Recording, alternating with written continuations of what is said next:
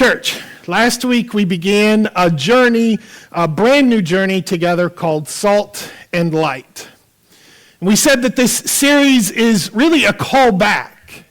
Back to purpose, back to passion, back to joy, back to remembering who we are and what God has called us to be.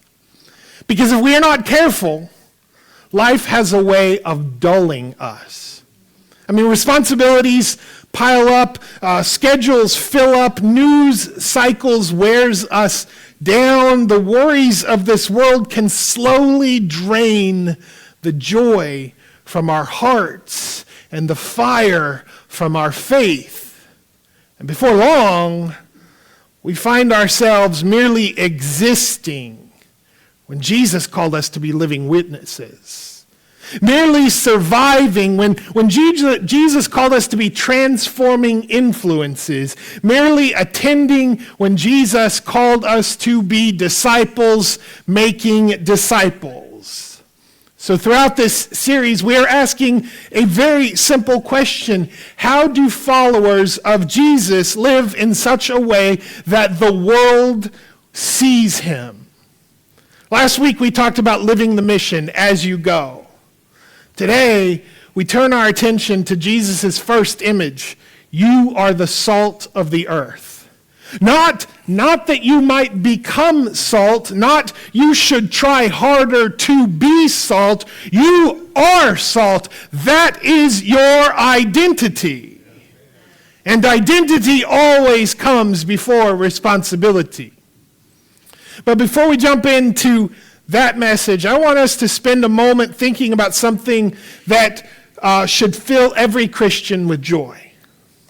Every week in this series, we're going to pause and remind ourselves why following Jesus is good news. And today I want you to remember this. God chose to dwell with his people. Not just in a temple, not just in a tabernacle, not just in a church building, in us. Paul says in 1 Corinthians 3:16, don't you know that yourselves are God's temple and that God's Spirit dwells in your midst? Think about that. The creator of the universe, the one who spoke galaxies into existence, the one who hung the stars in the heavens, dwells in you. Church, if we make a habit of remembering that, it will put a smile on our faces. That will energize our worship. That will remind us that when we walk into a room, we never walk into that room alone. The Spirit of God goes with us. And if God goes with us, then every place we go becomes an opportunity for kingdom influence. That is the reason for joy. That is the reason for passion. That is the reason for hope. Now, when Jesus says, you are the salt of the earth, he chooses a fascinating image, really. Because salt is everywhere in the ancient world. People handled it every day. They cooked with it, preserved food with it, traded it. Some Roman soldiers were even partially paid with it, and that is where we get our word salary from. Salt was so valuable, so useful, so essential to life that everyone listening to Jesus immediately understood its importance. And that is what makes Jesus' choice of imagery so remarkable. You see, he could have called his followers gold. He could have called them jewels. He could have called them crowns. But instead, he called them salt, ordinary, common, present in nearly every home, and yet absolutely indispensable. The kingdom of God often works that way. God does extraordinary things through ordinary people. Fishermen, tax collectors, shepherds, farmers, mothers and fathers, men and women who simply choose to walk faithfully with him day after day after day. Salt was not flashy. It did not draw attention to itself. In fact, when salt is doing its job, you hardly notice it at all. What you notice is the difference that it makes. And that is often how Christian influence works. The loudest person in the room is not always the most influential.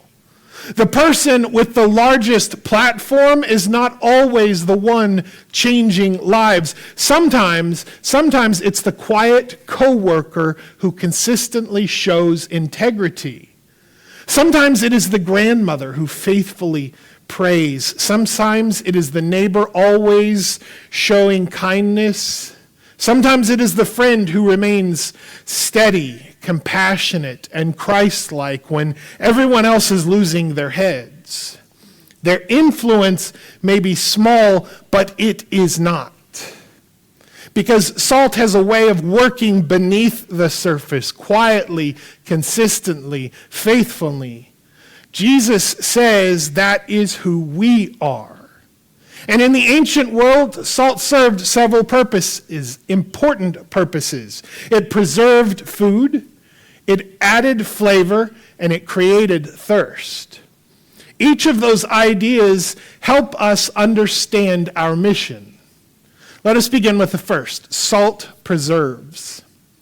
In Jesus' day, I'm going to tell you something that I think most of us is not a secret, but there were no refrigerators in Jesus' day.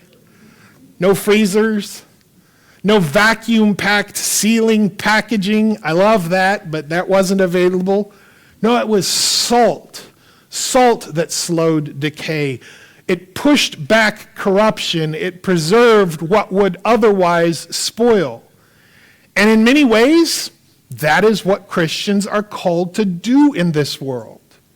We live in a culture that often celebrates selfishness, dishonesty, division, and hatred. But followers of Jesus are called to preserve what is good. We are called to preserve truth. We preserve kindness. We preserve compassion. We preserve integrity. We preserve faithfulness. Every time a Christian chooses honesty when deceit would be easier, the world is preserved. Every time a Christian forgives instead of retaliating, the world is preserved. Every time a Christian refuses gossip, refuses cruelty, refuses bitterness, refuses corruption, the world is preserved. Not dramatically, often quietly, but always powerfully. I think most of us in this room know a little about a local school teacher who spent decades teaching in the same school district nearby. She never became famous, never wrote a book that I know of yet, never went viral, but year after year she treated children with dignity and showed them love and respect. Encouraged struggling students, stayed after hours, showed kindness to families, and decades later, former students still talk about her. They say things like, she made me believe I mattered. Church, that is preservation. That is salt. That is influence. And most of us will never influence millions, but every one of us influences someone. The question is not whether we have influence. The question is whether we are using it for Christ. Second, salt adds flavor. Now, let us be honest. Unsalted food can be rough sometimes. There are few things sadder than reaching for a French fry and discovering it has absolutely no salt on it at all. That is the epitome of culinary disappointment. That is a trial worthy of prayer. But a little salt changes everything. Salt does not replace the flavor that is already there. It draws it out, it enhances, it enriches, it elevates. A small amount can completely transform the experience of a meal. And Christians are called to have that same kind of influence on the world around them. When we walk into a room, we ought to make things better, not worse. We ought to bring encouragement instead of discouragement, hope instead of despair, grace instead of hostility. We ought to leave people feeling refreshed rather than drained. Have you ever noticed that there are people who brighten every room they enter? And then there are people who brighten every room as they leave. Do not look around you. Do not be pointing. Just look straight ahead. Look straight ahead. But you know exactly what I mean.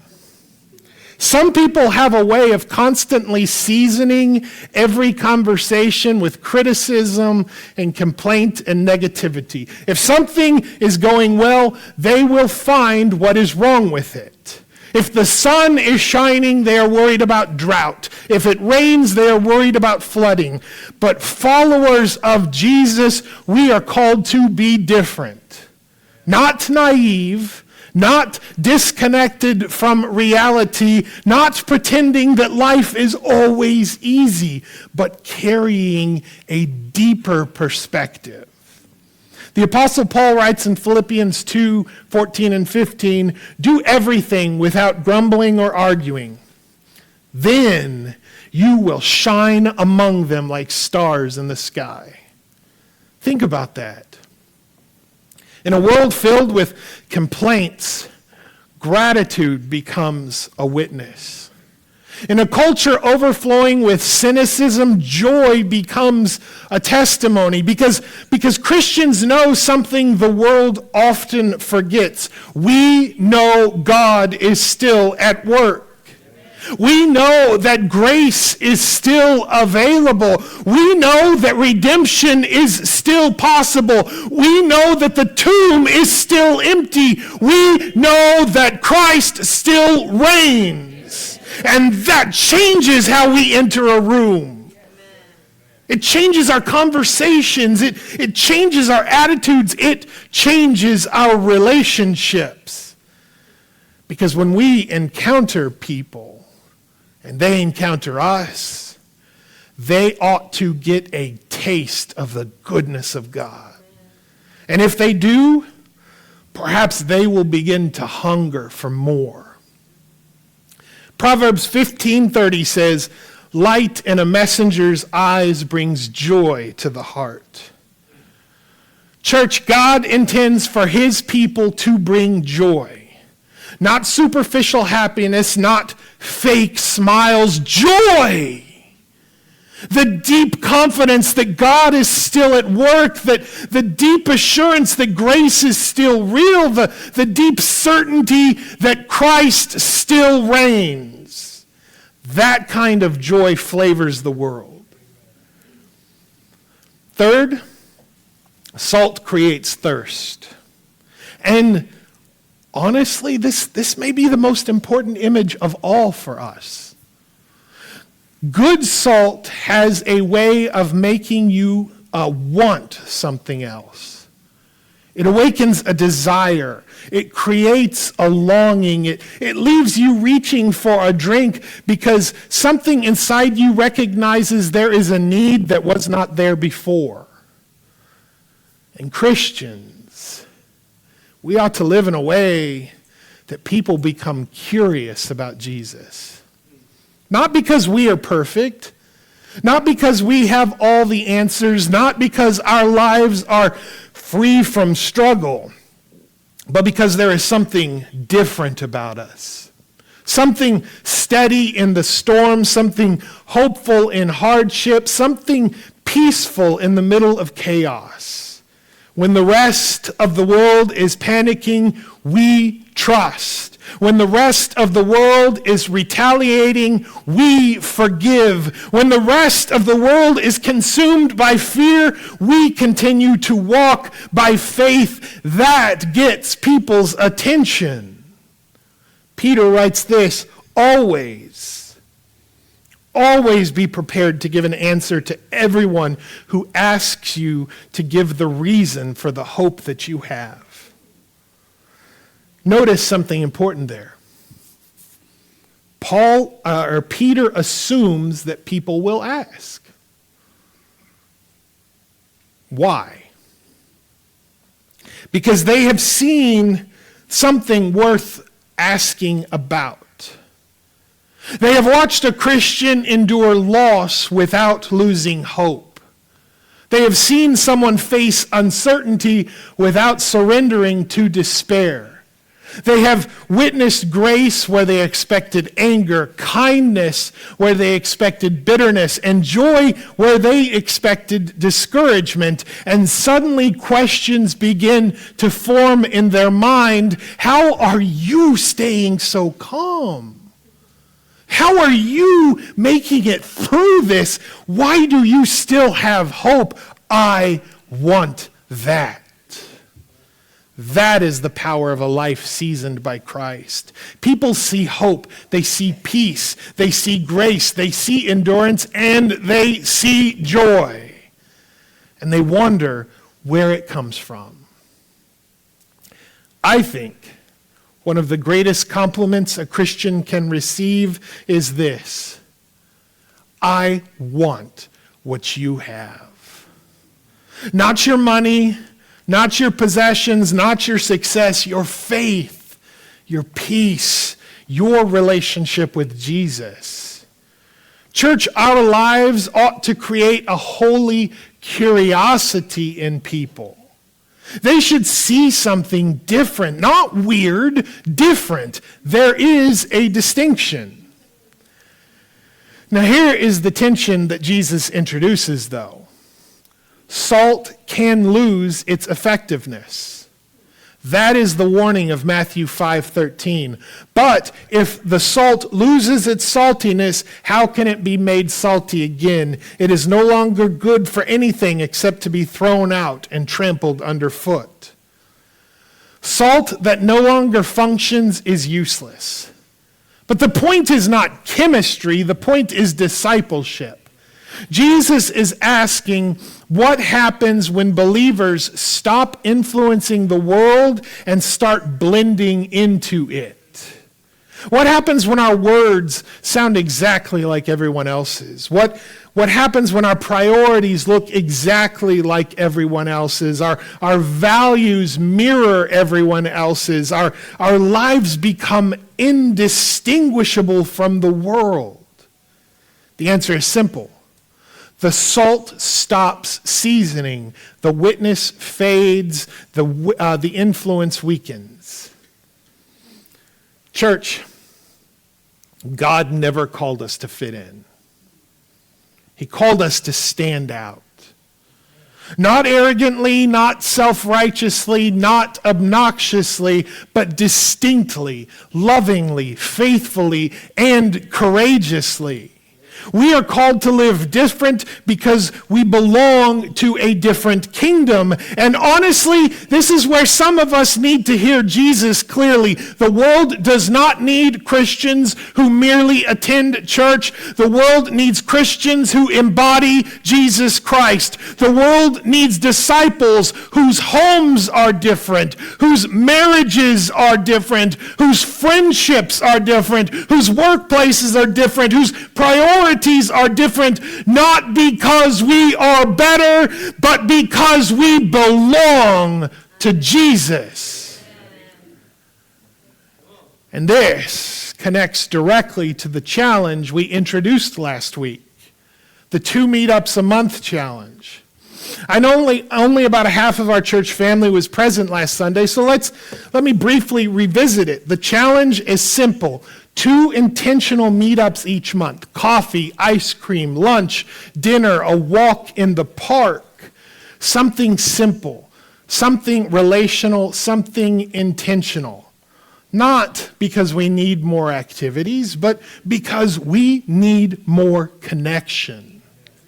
Discipleship grows in relationship, always has.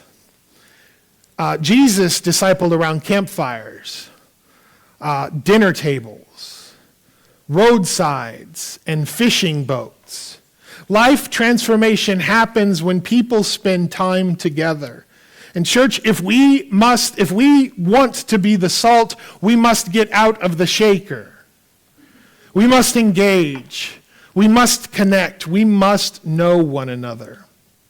I genuinely believe God can use this challenge to deepen friendships, strengthen faith, and open the door for evangelism. Some of the most important kingdom conversations you will ever have may happen over a cup of coffee or a bowl of ice cream. And if the ice cream is good enough, people may forgive the sermon illustrations on Sunday morning. But seriously, be intentional. Invite somebody. Call somebody, meet somebody, get to know somebody. Salt only works when it makes contact. Let me give you one final picture. Imagine a dark banquet hall filled with beautiful food. The tables are covered, the decorations, they're perfect, everything looks wonderful. But the food has no seasoning, none. The meal may appear impressive, but it leaves people unsatisfied.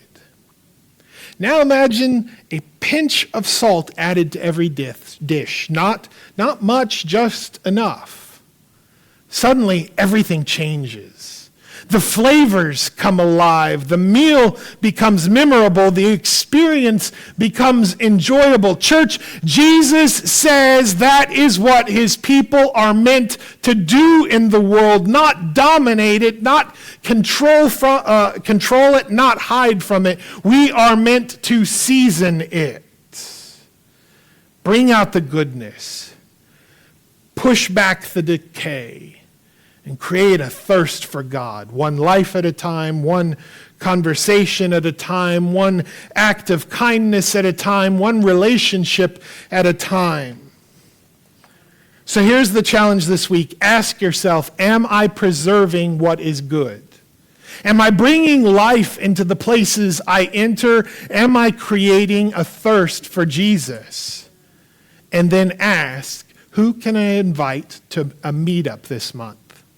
Who needs encouragement? Who needs friendship? Who needs conversation? Who needs a little salt? Church, we are being called back to purpose, back to passion, back to joy, back to remembering who we are. We are the people in whom God's Spirit dwells. We are disciples making disciples. We are salt, and the world desperately needs what Christ has placed within us. So go, preserve what is good, flavor the world with grace, create a thirst for Jesus, and as you go, season the world for the glory of God.